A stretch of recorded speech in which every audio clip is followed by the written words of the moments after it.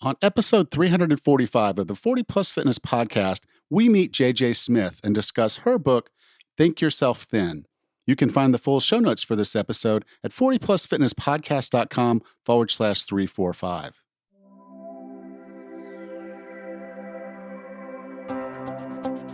Have you decided you're ready to make a change? To reclaim your health and fitness? The 40 Plus Fitness podcast is here for you. I'm your host, Alan Meisner. I'm an NSAM certified personal trainer with a specialization in corrective exercise and fitness nutrition. Let me be your coach as you find your way on your health and fitness journey. All right, let's go. Our guest today is a New York Times bestselling author, nutritionist, and certified weight loss expert, passionate relationship life coach, and inspirational speaker. She's been featured on The Steve Harvey Show, The View, The Montel Williams Show, The Jamie Foxx Show.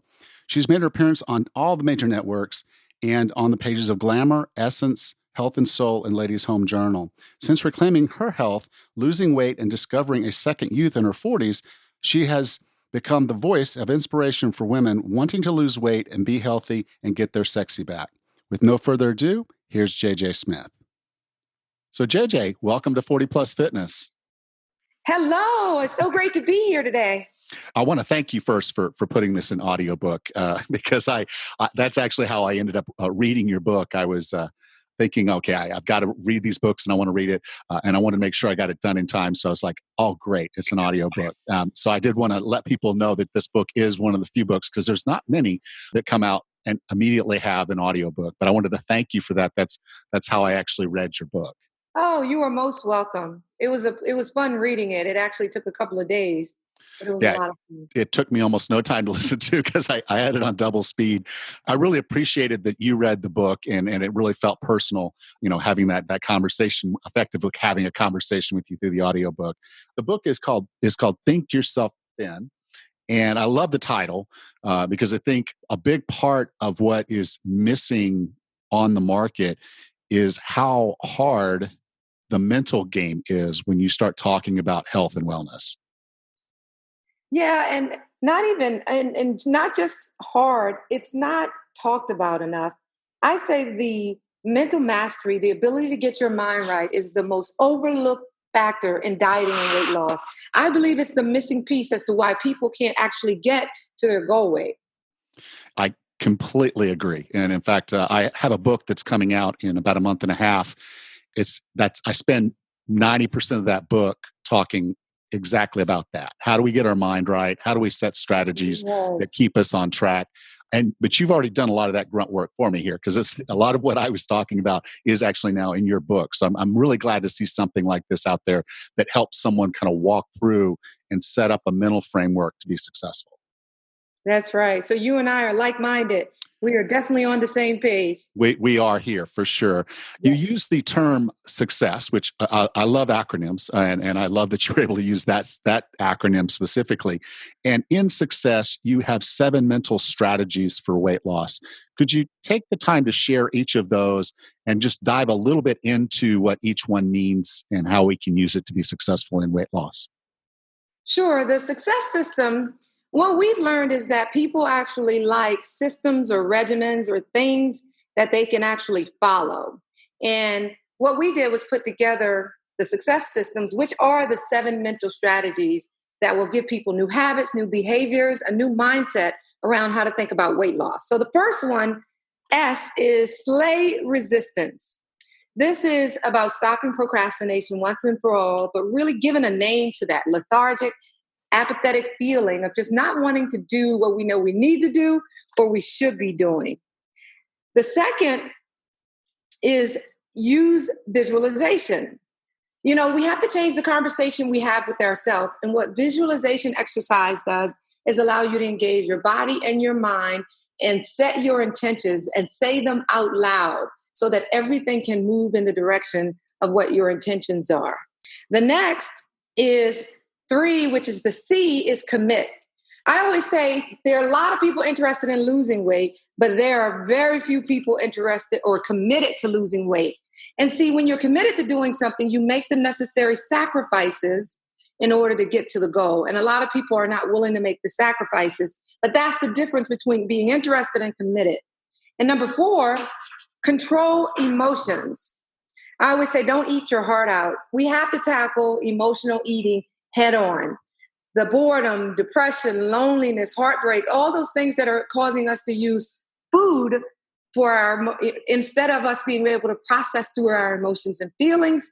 And number 5, establish success habits. This is one of my favorites because this is so applicable in all areas, not just on your health and weight loss journey, but anything you can do to not have to rely on self-control. You want to be able to put success habits. You want to be able to put things in your environment that will keep you away from temptation or allow you to have some consistency over anything you're trying to develop as a habit.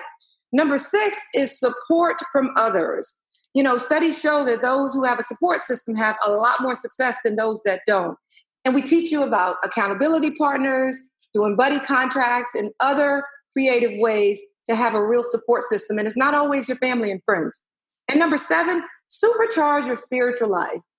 A lot of us believe in a higher power, believe in God, but we have to be able to tap into our belief and our faith and engage our spirit in our weight loss efforts. And that chapter goes into that in great deal. And what I really like about those is every one of those is a piece of getting your mind right. And to me, even though this wouldn't make any sense from an acronym perspective, it really does start with the commitment. When you make that commitment, it really does set kind of the foundation for you to build all of these other things on top of. I agree. You have to be able to commit and understand what commitment looks like. In that chapter, we delve into different types of ways to stay committed, different ways to put together a plan to make sure that you are executing. You have to be able to demonstrate and show commitment. It's not just words. Absolutely. And I think that's where the other things come in is you have the accountability because you're reaching out to others. And but the one I really want to dive into just a little bit deeper because again, I do want to think commitment is the most important to start. But for a lot of people, it is that emotional control. I think for a lot of us is really kind of the hardest thing to recognize when it's happening because it's emotion based.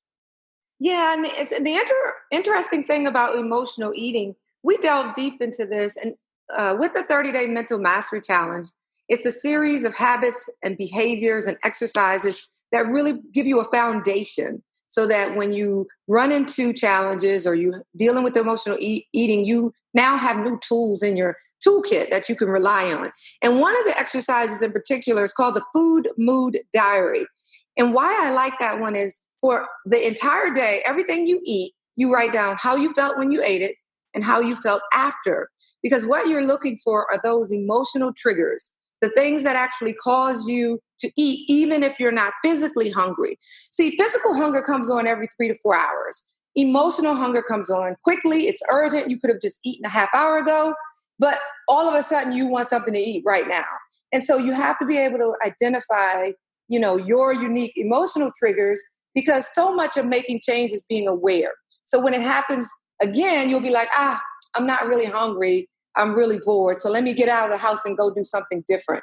So the exercises are intended to allow you to have new habits and new tools that you can rely on to actually make a change. And that's what I like is beyond giving us these principles, there's practice in this. And so, yeah, your 30-day plan literally kind of goes through and explores these various things. The way I kind of read it as I went through the plan was that these are meant to be stacked. So each day you're learning a new tool, and now that's there, but you keep using it throughout the month. One per day. And for some people, a single exercise can literally transform the way they think. Because, as a matter of fact, there was a woman in our private VIP group. She said she only got to page 45 because she had an aha moment reading the book. Like literally, she had a change of thought about the way she was viewing her entire weight loss journey. She said, after page 45, I got it. It clicked. I put the book down. I started the 10-day green smoothie cleanse and say, I'm back on this journey again. So sometimes you're actually just looking for a different way to think and see things. And I agree. I think, as I talk to a lot of people, if they've committed, which, I find a lot of people who are struggling really need to go back and review that, whether they truly have this innate commitment and the self-love aspect of that commitment, the same way that they would commit to, say, Jesus, or how they would commit to a spouse. There's this emotion, this deepness to it that goes beyond who you are as a human. And I think so once we kind of get that commitment down there, the tactics that you have, I think, are those, like you said, those tools in your tool chest that are going to help you get through these harder times, or the times that you would have failed in the past. I totally agree. Now, in the book, and I love this because I like action. I mean, I just love action.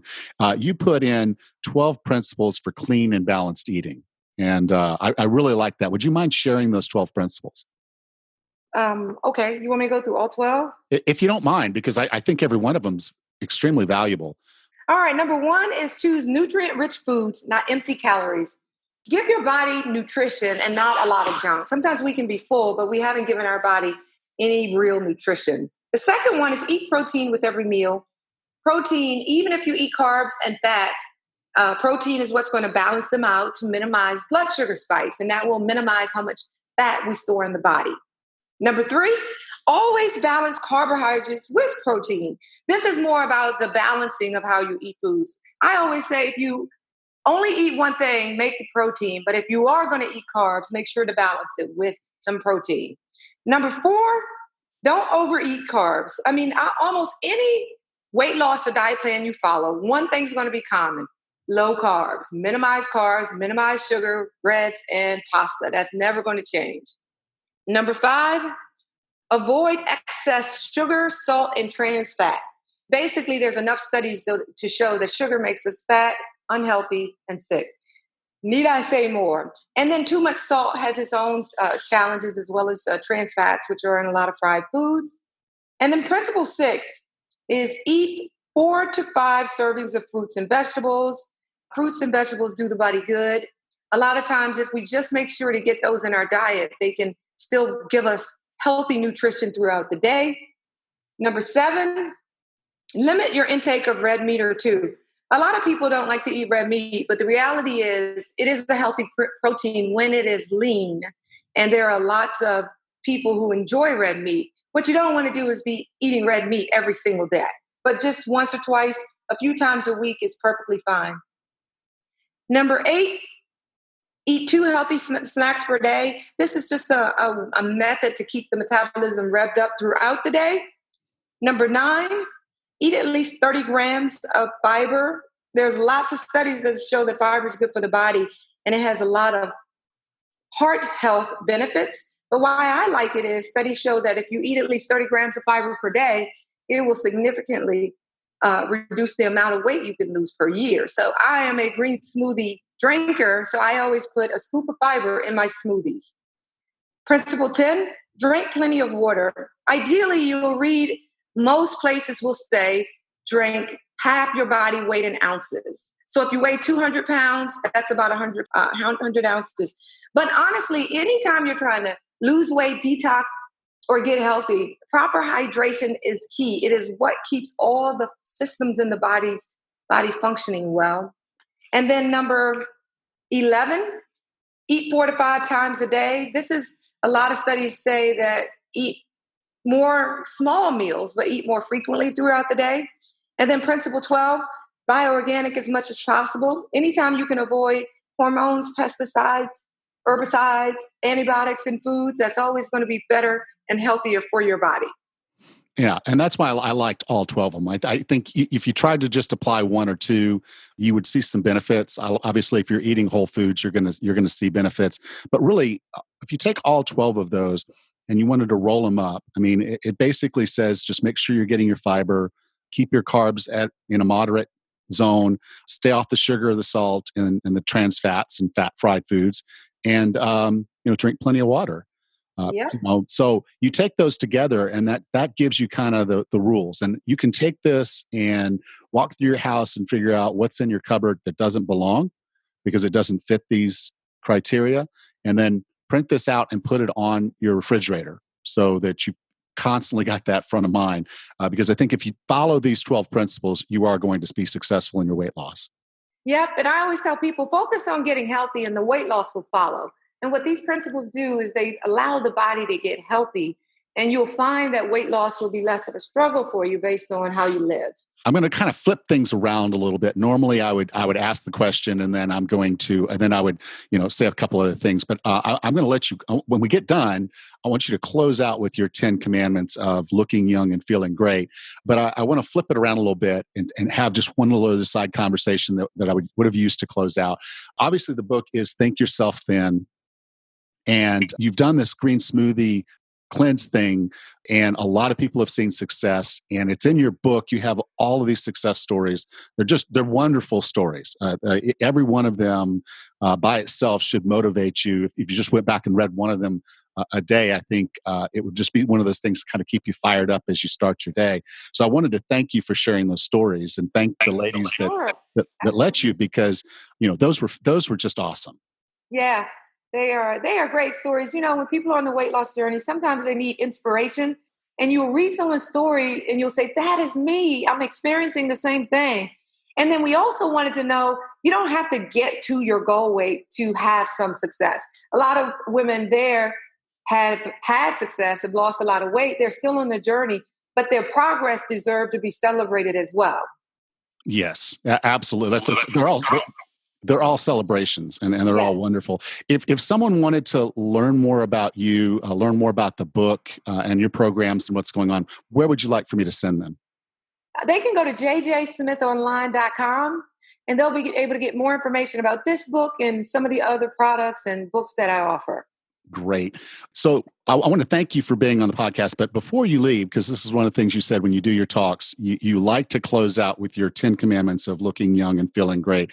Would you mind sharing those with us? Absolutely. So whenever I do a keynote or write a book, I always share the 10 commandments for looking and feeling great. The first one is thou shalt love thyself. Self-love is essential to survival. There is no successful, authentic relationships with others without self-love. Number 2, thou shalt take responsibility for thine own health and well-being. If you want to be healthy, take the time to learn what is involved and apply it to your own life. Number 3, thou shalt sleep. Sleep is the body's way of recharging the system. I always say it is the easiest yet most underrated activity for healing the body. Number 4, thou shalt detoxify and cleanse the body. Detoxifying the body gets rid of poisons and toxins that have built up over the years, and it can really speed up weight loss and restore great health. Number 5, thou shalt remember that a healthy body is a sexy body. Real women's bodies look beautiful. It's about being healthy, having style, being confident, and comfortable in your own skin. Number 6, thou shalt eat healthy, natural, whole foods. Healthy eating can really turn back the hands of time and put your body in a more youthful state. What's the fastest way to slow the aging process? Watch what you put into your mouth. Number 7, thou shalt embrace healthy aging. I always say I don't mind aging as long as I look and feel great. The goal is not to stop the aging process, but to embrace it. Number 8, thou shalt commit to a lifestyle change. No more bad diets. Commit to making changes in your mindset and your lifestyle for life, and you will have more success on your health and weight loss journey. Number 9, thou shalt embrace the journey. This journey will change your life. It's not a diet, it's a lifestyle. So be supportive. Applaud yourself for every small accomplishment. You may slip up, but you do not have to be perfect to get great results. And number 10, thou shalt live, love, and laugh. Laughter is good for the soul. Live your life with passion. Never give up on your dreams. And most importantly, love, because love never fails. I adore every one of those. So thank you for sharing that. I really do. I love that. And I can't thank you enough for sharing that. Thank you, JJ, for being a part of the 40 Plus Fitness podcast. This has been an awesome conversation. The book is Think Yourself Thin. I encourage you to get this because this is going to help you get your mind right and get yourself on track. And like you said, it might be something as simple as reading a certain passage in this book that just flips the switch and you're there. And up beyond that, you have the actionable 30-day plan that walks them through getting these things incorporated in their life so they will be successful in weight loss. Absolutely. Thanks for having me today. It was absolutely fun. Well, thank you.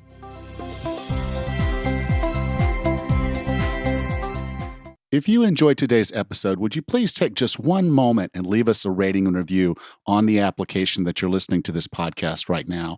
I'd really appreciate it, and it does help other people find the podcast because it tells the people that are hosting these podcast episodes out there on their apps that you're interested, and they know that other people like you might be interested. So please do that. If you can't figure out how to do that on your app, you can email me directly, and I'll try to figure it out for you. Or you can go to 40plusfitnesspodcast.com/review. And that'll take you to the iTunes where you can launch that and leave a review there. So really appreciate the ratings and reviews. It does help the podcast. It helps me. So thank you very much for that. And also, I'd really like to continue this conversation a little bit further. So if you haven't already, why don't you go ahead and join our Facebook group? You can go to 40plusfitnesspodcast.com/group, and that'll take you to our Facebook group where you can request entry. It's a really cool group of people, like-minded, all in our 40s, all trying to get healthy and fit. Really love to have you out there and have you a part of that conversation. So go to 40plusfitnesspodcast.com/group. Before I let you go, I want to reach out and say thank you again to the folks that have become Patreons of the show through our Patreon page. It's really helping out, and I appreciate each and every one of you. So thank you. And if you haven't yet, please go to 40plusfitnesspodcast.com/Patreon. That's spelled Patreon.